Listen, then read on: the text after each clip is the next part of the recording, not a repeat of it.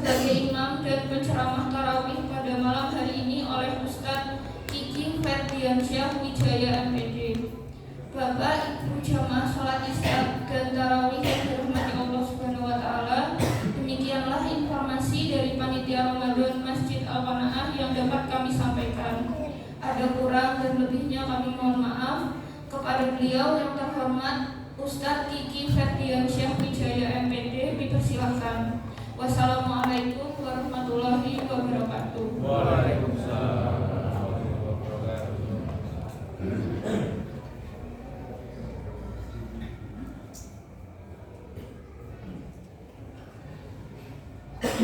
Bismillahirrahmanirrahim.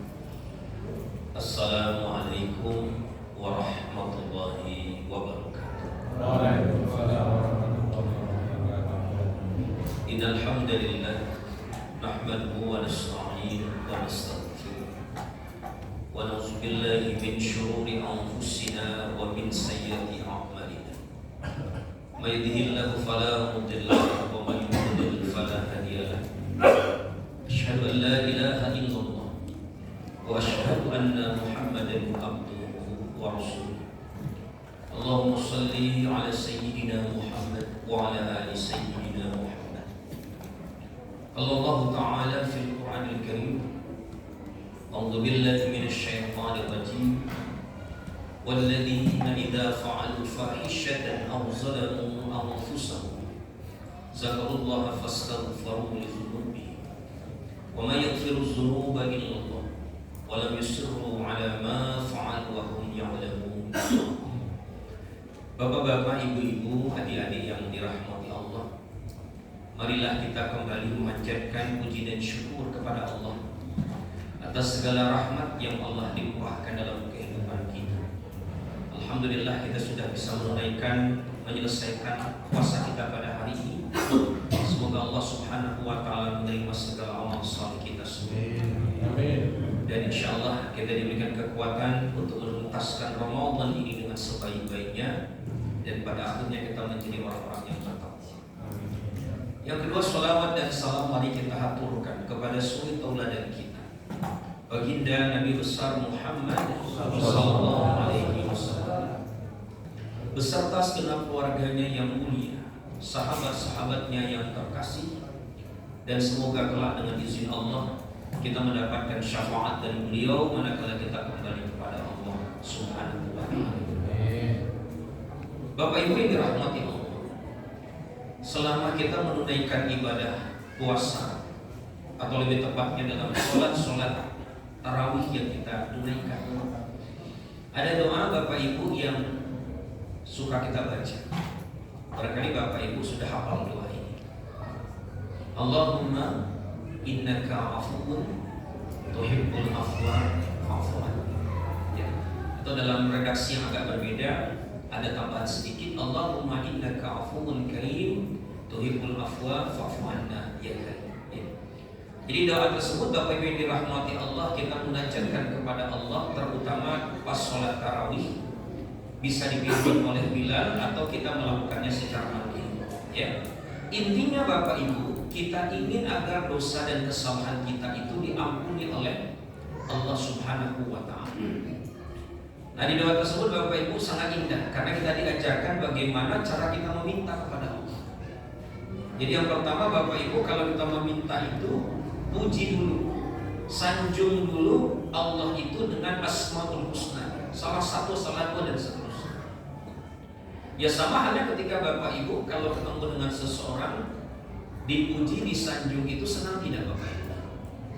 Misalnya Ibu nih pas ketemu seseorang bilangnya begini, walah jeneng itu kok tambah ayu, lebih muda dari 10 tahun sebelum, lebih muda 10 tahun dari usianya.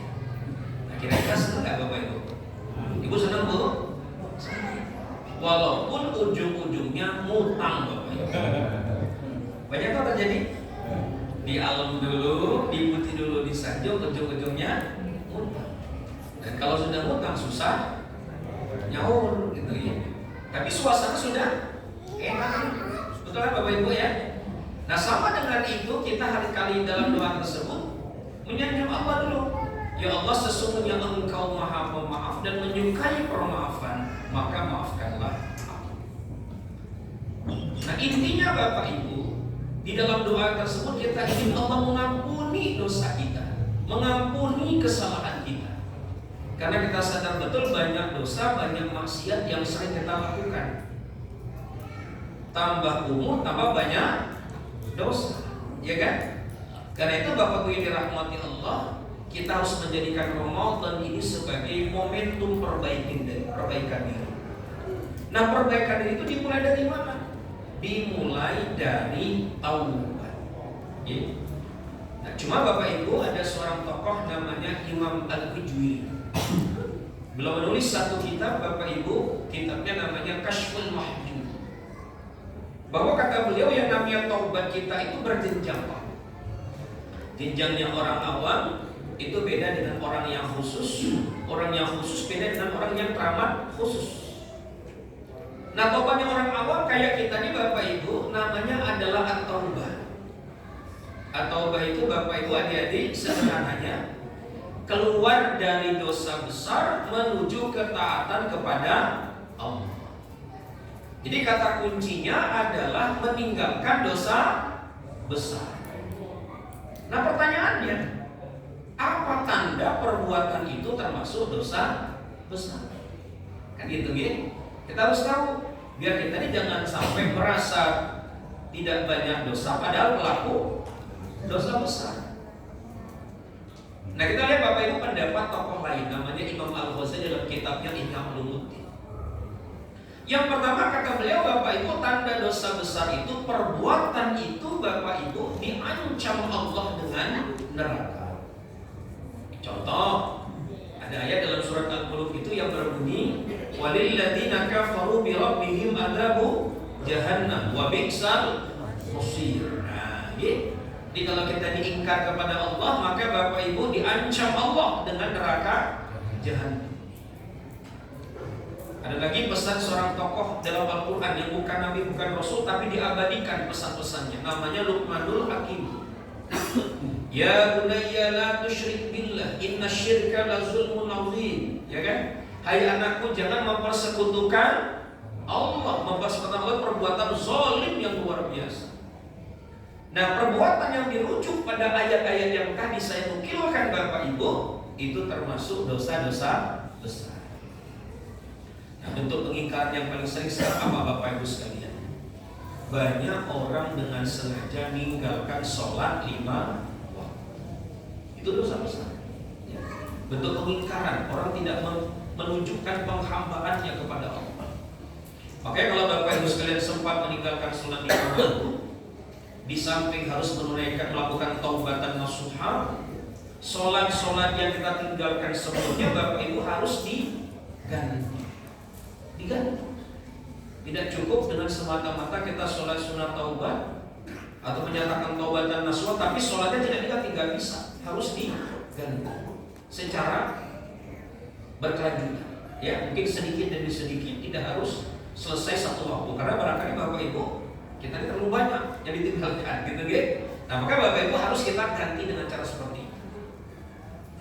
Ciri kedua Bapak Ibu, dosa besar itu Bapak Ibu dirahmati Allah, perbuatan itu tidak bisa dihapuskan dengan sholat 5 waktu.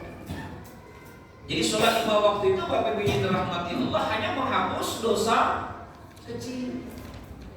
Contohnya apa? Ini contoh ya Bapak Ibu ya, adik-adik jangan ditiru. Ini kurang bagus. Misalnya contoh saya lagi beli soto di Jalan Angga Jaya Bapak Ibu. Sambil nunggu sotonya dibungkus, saya lihat-lihat jalan dulu.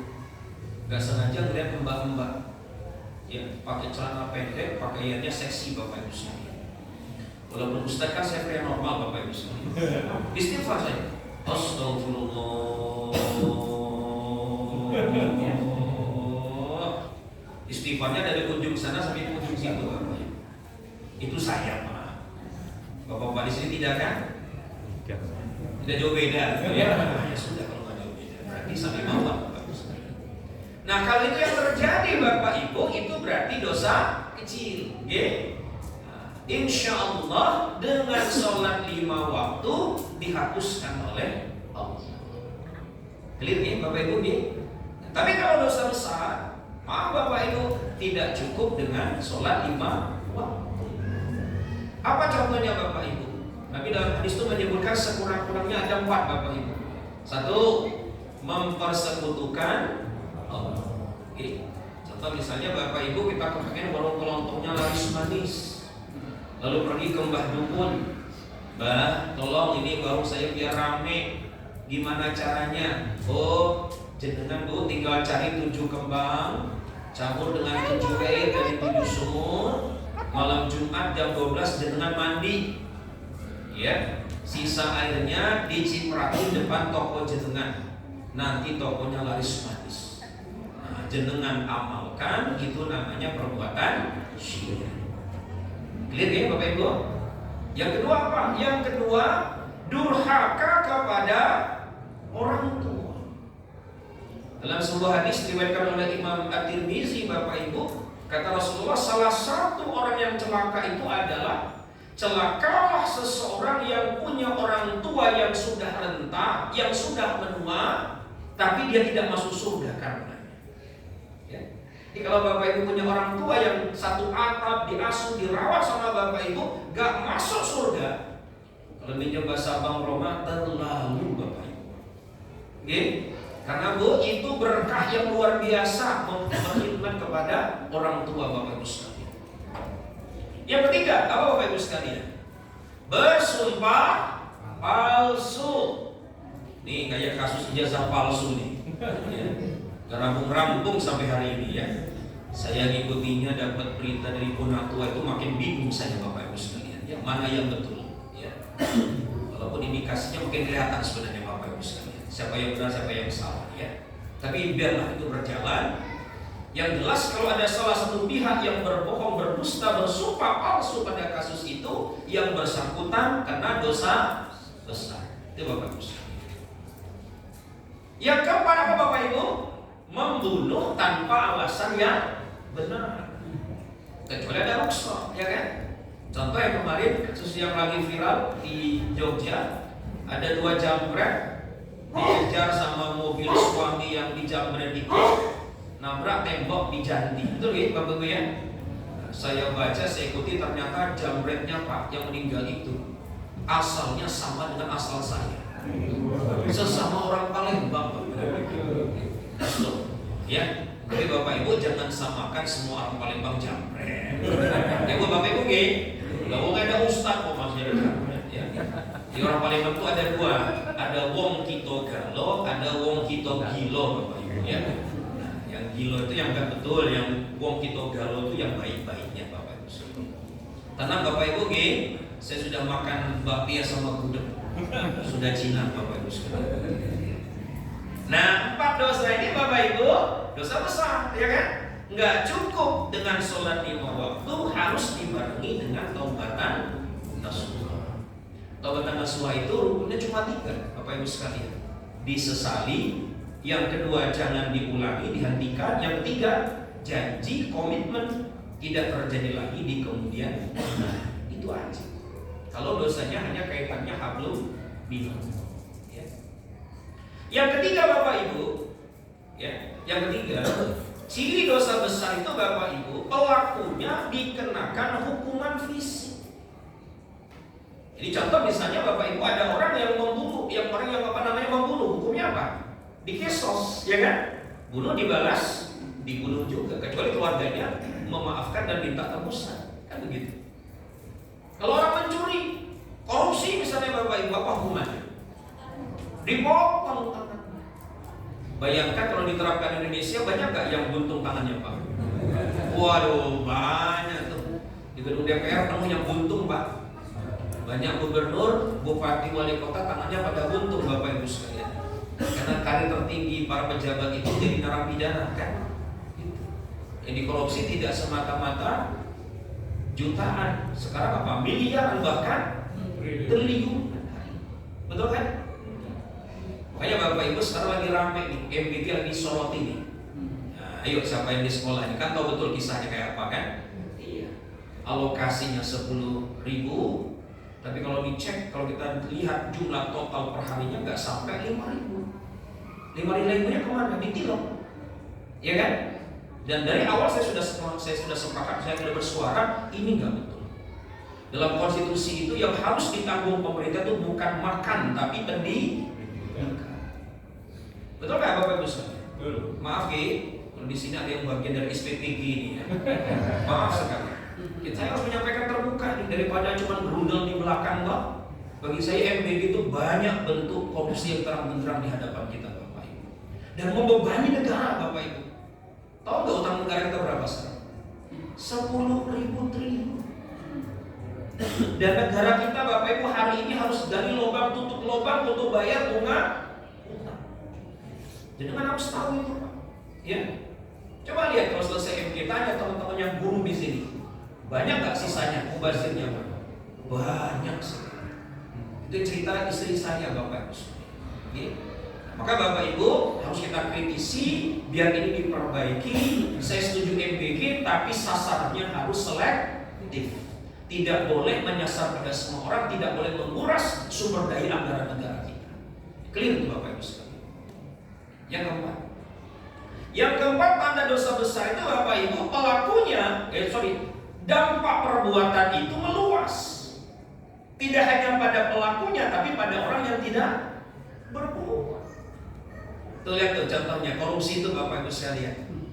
Ya, aspalnya mestinya kualitas 1 diturunkan kualitas 3. Dibilangnya 20 kilo di aspalnya, padahal cuma 15 kilo, ya kan? Alasnya apa yang terjadi? Banyak penjual telur ngamuk Bapak Ibu sekalian. Karena jalannya bolong-bolong, telurnya pada hancur. Ada kasus di mana di Banten kan? Ada driver ojol, dia bawa penumpang ibu-ibu, karena melewati jalan berlubang Bapak Ibu, jatuh. Ibunya meninggal. Coba ketiban sial nggak itu Bapak Ibu sekalian? Salah siapa coba ini? Apa salah driver ojolnya? No. Itu juga salah karena pemerintahnya yang abai terhadap jalan yang terus seperti itu. Nah, maka Bapak Ibu, orang yang tidak punya perbuatan apa-apa dan tidak berdosa kena dampak dari perbuatannya. Okay? Nah, maka Bapak Ibu, mudah-mudahan kita ini tidak melakukan 4 kriteria perbuatan dosa besar. Ya. Menuju apa? Menuju ketaatan kepada Allah. Nah, di atas itu Bapak Ibu, kata Imam Al-Bidwiri, setelah at-taubah itu level kedua namanya al-inabah.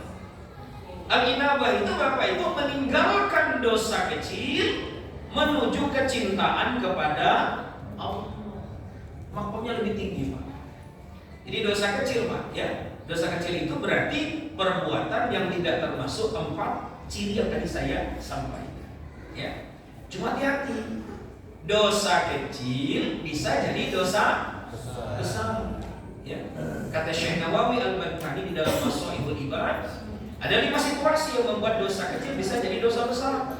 1, Bapak Ibu, diulangi. Diulangi. Yang kedua, dini mati. Pas melihat aurat terbuka, pertamanya astagfirullah, lama-lama alhamdulillah. Itu berarti dini mati. Kok senyum-senyum Bapak-bapak? Ada banyak tertuduh di kayaknya ya. Yang ketiga Bapak Ibu, apalagi diremehkan. Gampang dah. Nanti kalau sudah sholat juga nanti dihapuskan sama Allah. Nah ini ya, ngeremehkan ini Pak Bu membuat dosa kecil jadi dosa besar. Yang keempat, diduplikasi, dicontoh oleh orang lain. Anaknya niru, muridnya niru, temannya niru. Maka Bapak Ibu dia jadi dosa besar. Dan yang kelima kata beliau, pelakunya itu orang yang memiliki kedudukan yang istimewa di masyarakat. Entah karena status sosial, entah karena status keilmuan. Ya. Misalnya yang berbuat itu Bapak Ibu, Pak RT. Ada Pak RT di sini. Nah, itu dosanya lebih besar loh Pak RT. Rasain loh gitu ya. Pak RW lebih besar lagi itu. Karena bayarnya lebih besar tuh Pak RW itu Bapak. Ya, RT kan 300.000 per tahun Bapak. Kalau RW 500.000 per tahun plus baju batik 2 senten Bapak. Sudah gajinya kecil, problemnya banyak Bapak. Luar biasa. Status kiai macam kan kalau orang itu kemudian ustaz, ya, dia kiai, dia gus, dia ulama, kalau dia berbuat dosa kecil kadarnya lebih berat daripada orang. Clear Bapak Ibu?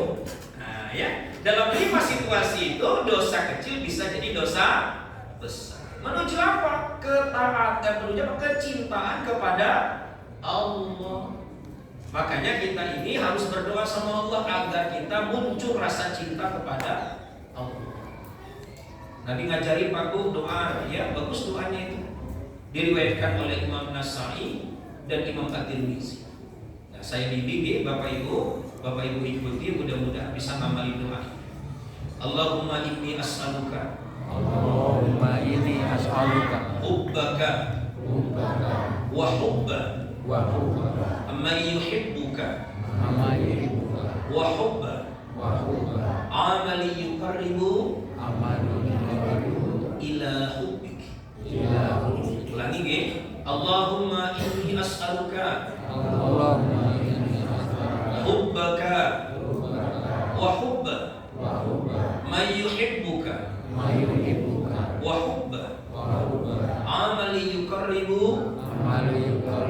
ila hubbik. Ini doanya bagus Pak. Allahumma inni as'aluka hubbaka. Ya Allah, anugerahilah kepadaku kecintaan padamu. Ya. Jadi kalau Bapak Ibu baca ini insya Allah tuh merasa cinta sama Allah. Wa hubba ma yuhibbuka, dan mencintai orang-orang yang mencintaimu. Ya. Jadi kalau Bapak Ibu Bapak punya pasangan, insya Allah suami istrinya juga mencintai Allah. Yang jomblo insya Allah nanti dapat pasangan yang salih dan salihah. Ya. Kalau mbak-mbak nanti dapatnya suaminya ganteng, putih, tinggi, 180. Ya, anak tunggal lagi. Ya. Kerjaannya di Kementerian Keuangan, asistennya Pak Purbaya. Itu ya. Insya Allah. Wa hubba amali yuqarribu ila hubbik, dan mencintai amalan-amalan yang mendekatkanku pada cinta. Ya. Makanya Bapak Ibu, kalau Bapak Ibu mengamalkan doa ini, insya Allah tarawihnya konsisten. Ngomong jamaah kita tambah maju atau tambah mundur ini? Tambah maju. Nah, ini dia penyakit kita Bapak Ibu ya. Saya pindah-pindah masjid itu bukan tambah banyak, tambah maju jamaahnya. Banyak kita itu kalau sholat tarawih itu anget-anget bakwan kayaknya. Itu cuman semangatnya di awal, tapi mulai pertengahan di akhir itu terasa berat. Nah maka Bapak Ibu kalau membaca doa ini, insya Allah sholatnya, ibadah apapun itu terasa indah, terasa nikmat, terasa membahagiakan. Nah yang terakhir Bapak Ibu, yang paling tinggi apa kata Imam Al-Hijri ini? Yang paling tinggi Bapak Ibu namanya adalah al-aubah. Al-aubah itu meninggalkan sifat-sifat kerendahan kemanusiaan kita menuju sifat-sifat kemuliaan Allah Subhanahu wa ta'ala. Contoh, kalau biasanya ibu bapak misalnya pelit, habis Ramadan suka berbagi. Kalau biasanya cemberut, ya oke, wajahnya masam. Setelah Ramadan jadi murah, senyum, ya. Saking suka senyumnya, suka senyum-senyum sendiri, Bapak Ibu sekalian ya. Gitu. Kalau biasanya mudah marah, pasca Ramadan dia lebih mudah memaafkan kesalahan orang lain. Gitu gitu. Jadi ada perubahan. Dia mengadopsi, menduplikasi sifat-sifat kemuliaan Allah, tentu dalam batas-batas kemanusiaan kita. Ya Pak Bung ya, karena tidak akan pernah sama kemuliaan kita dengan kemuliaan Allah Subhanahu wa ta'ala. Nah itu Bapak Ibu yang dirahmati Allah, karena tarawih tidak bisa lama ya. Hanya itu uraian yang bisa saya sampaikan. Mudah-mudahan uraian ini memberikan semangat kepada Bapak Ibu untuk berbenah, untuk segera memperbaiki diri, terutama di bulan Ramadan yang sangat kondusif. Bapak Ibu, kita bisa menggunakan sebulan lamanya ini untuk berbenah, memperbaiki diri kita. Insya Allah di ujung Ramadan Bapak Ibu jadi pribadi yang lebih baik lagi. Ya, sekian dari saya, yang benar dari Allah, yang salah karena kebodohan saya selaku manusia. Saya minta maaf kepada Bapak Ibu dan kepada Allah. Saya banyak mohon ampun yang sebanyak-banyaknya. Sekian dari saya, akhirul kalam. Wabillahi taufiq wal hidayah. Wassalamualaikum warahmatullahi wabarakatuh.